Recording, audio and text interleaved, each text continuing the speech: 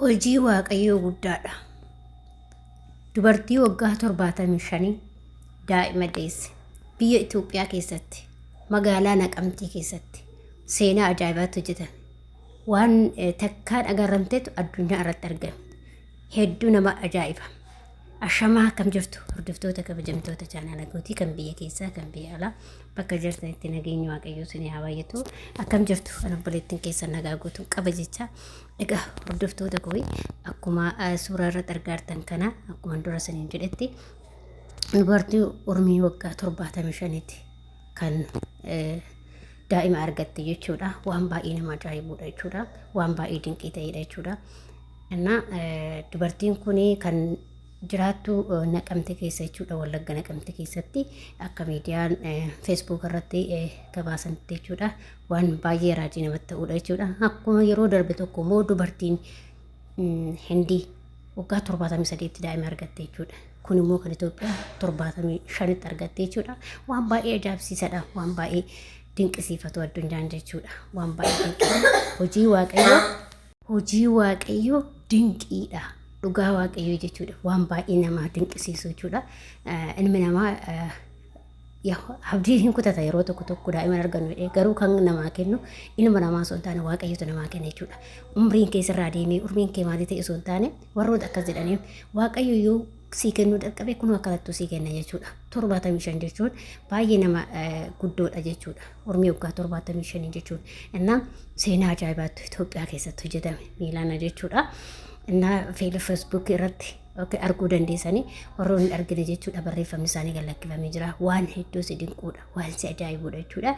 Kanaaf namoonni abdii kutatanii ijoolleen abdii namni kutatanii nuti keessattuu ijoollee shamarran biyya arabaa yeroo akkas taane jennee abdii kutannu waaqayyoon guyyaa qaba waan hundaa'u kasii kennu isa. Hunduma isaayyuu kasii kennu isa jechuudha. Kasi dhooggatus kasii kennus isa jechuudha. Kanuma sirumas si dhooggachuu danda'u isa jechuudha. Waaqayyoo si kenna, waaqayyootu si dhooggata jechuudha. Kanaaf hojii waaqayyoo dinqiidha jechuudha. Baay'ee nama dinqisiisa. Kanaaf dubartiin kun kan jiraattu akkuma isiniin jedhe Itoophiyaa keessatti waan seenatu hojjetamee waan baay'ee nama ajaa'ibudha. Dinqiidha kuni dinqii waaqayyooti. Kanaaf wanti waaqayyo godhe immoo ameen jedhanii fudhachuudha. Bakka gammachuu guddaadha kun jechuudha.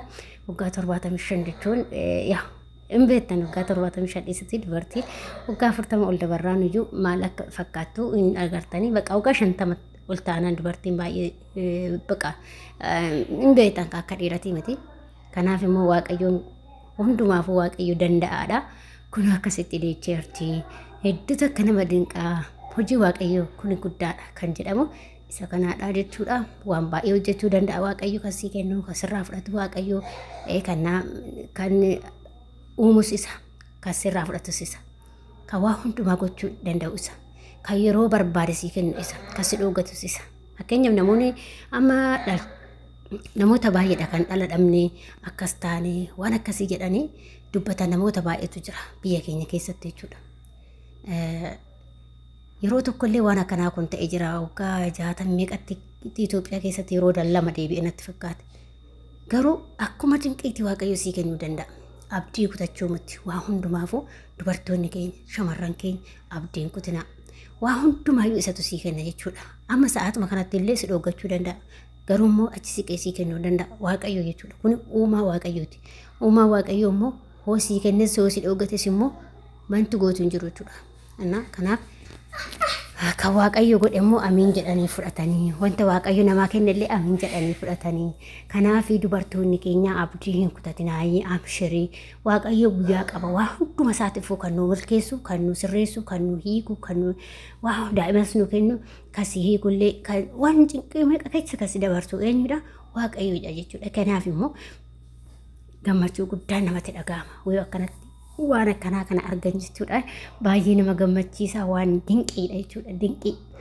Innaa dhugaa baqa hedduu akkanatti tole jechuudha. Akkuma deebisee amma kun isa tokkoffaa ta'ee jira. Duraan Hindiidha lammaffaan tokkoffaan amma Itoophiyaa ta'ee jira. Sadarkaa addunyaa irratti akka umrii 75 tokkoffaa ta'ee jira Itoophiyaan jechuudha. Dubartiin umrii 75 shanii daa'ima argachuun sadarkaa tokkoffaarra gahee jira Itoophiyaa jechuudha. Lammaffaa nama Hindiidha jechuudha. Kanaaf immoo abdii hin kutinaa abdii kutuun bareedaa miti. Kunoo akkuma agartan isaan nama jabaadha. Nama baay'ee umrii isaanii deemedha. Akkuma argaa jirtani kunoo daa'ima argatanii jiru jechuudha. Waaqayyoof galannaa ta'u. Kanaaf immoo dubartoonni keenya hundi keessaniyyuu abdiin kutinaa. Namni abdii kutuu baate hin argata. Garuu isaan duras qabaachuu danda'u. Kanuma keessa immoo waaqayyoos kennuufii danda'a waan ta'eef kanaaf namni abdii kutachuu baannanii hin argata. Umriidhaan wasanuu jechuudha. Garuu akka saayinsii barannetti dubartiin 45 hanga 50 sanii ol daa'ima argachuu hin dandeessu jedhamee himamee jira. Akka barannettis akka saayinsii irratti barannetti isa kanaadha. Garuu immoo kun hojii waaqayyoo guddaadha. Hojii namaa akka hojii namaatti akkasii garuu hojii waaqayyootti immoo inuma kennaa jechuudha. Kanaaf waaqayyoo guyyaa qaba waan hundaafu obsee si eeggadha waaqayyoo kan jedha suni kanaaf obsanii waan hundumaa eeggachuutu barbaachisaadha. Isaan kun akkuma argaa jirtan nama jabaadha dhugaa dubbachuuf nama ormii isaanii deemedha akkuma jedhamu 75dha. Isaan kun guddaadha nama guddaadha jechuudha. Kanaaf manguddoo guddaadha. Kanaaf immoo argatanii jiru galanni waaqaaf haa ta'u. Kanaaf abdiin kutatin hafaatocheen keenya adaraa keessan abdii takkaayyuu hin kutatin. Abduma yookiin daa'imman argadhu jettee abdiin kutatiin kasii kennus kan si dhoggatus waaqayyo waan ta'eef ati abdiin kutinnan argadha jedhiituma hawwiidhaan eeggadhu jechuudha. Kanaafiyyuu hawwiidhaan eeggachuu nu barbaachisaa jechuudha. Kanaaf hedduu takka na dinqee fuula feesbuuk irratti argee anillee immoo obboloota kootii gammachuu kana qooduu danda'ee jechuudha. Kanaaf hedduu takka na dinqisiise bakka nan dinqisiifadhe akka malee dinqisiifadhe jechuudha. Hojii waaqayyoo kun guddaadha. Kanaaf faatocheen keenya mana arabaa keessa jirtan yookiin qimmacha mana arabaa keessa jirtan illee abdii hin kutinaa. Abdii hin kutin hin argatta daa'imallee hin argatta abshirashee. Kanaaf abdii hin kutinaa isiniin jedha. Kanaafuu waaqayyoon guyyaa qaba waan ta'eef isinii kennuu danda'a. Kun akkuma isaanii kenne manguddoo keenya gundoo kanaa isaanii kenneef nuufis kennuu danda'a waan ta'eef abdiin kutinaa umriin irraa deemee akkas jettanii abdiin kutinaa waaqayyoo kasii kennus kasii dhoogatus isa waan ta'eef akkuma immoo suuraa irratti argaa jirtanii kunoo dubartiin lammii Hindii tokko immoo daa'ima lama erga tokko argatanii jiranii umrii isaanii 73 jechuudha. Sadarkaa tokkoffaarra jiraa turanii garuu immoo isaan amma sadarkaa lammaffaa qabatanii jiru. Kan sadarkaa tokkoffaa qabate immoo Itoophiyaa sadarkaa tokkoffaa qabattee jirti. Kanaaf isaan kunillee akkuma argitan kun umrii isaanii baay'ee nama guddaadha deemanii jiru.